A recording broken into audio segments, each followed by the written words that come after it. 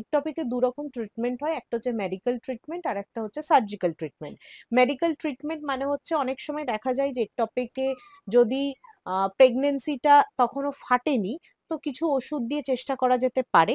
আর আরেকটা হয় সার্জিক্যাল, যেটা মোস্ট কমন, সেটা হচ্ছে একটপিক ধরা পড়লো, সেটা রাপচার্ড হোক আনরাপচার্ড হোক, ওই টিউবটা কেটে বাদ দিয়ে দেওয়া হয়, বা অনেক সময় কনস্ট্রাকটিভ সার্জারি থ্রু ল্যাপ্রোস্কোপি করা হয়, যেখানে ওই একটপিক কন্টেন্টগুলো বার করে দেওয়া হয়।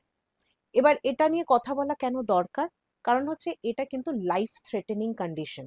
কিছু কন্ডিশনস এরকম থাকে যেগুলো হলে বাঁচানো মুশকিল হয়ে যায়।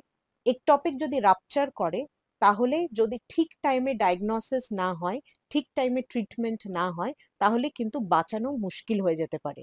সেই কারণে প্রেগনেন্সি আসার প্রথম 2 মাস 2.5 মাসের মধ্যে যদি পেটে ব্যথা থাকে বা আপনার গাইনোকোলজিস্ট যদি মনে করে করা দরকার, আপনাকে ইউএসজি অ্যাডভাইস করবে। সেই ইউএসজিতে কিন্তু একটপিক আছে কিনা ধরা পড়বে। অনেক প্রেগনেন্ট পেশেন্টরা মনে করেন প্রথম 2 মাসে কেন ইউএসজি করাচ্ছে। প্রথম 2 মাসে আরো অনেক ফ্যাক্টরস দেখা হয়, তার মধ্যে একটা মূলত ফ্যাক্টর হচ্ছে প্রেগনেন্সিটা ইউটেরাসের মধ্যে আছে নাকি একটপিক আছে।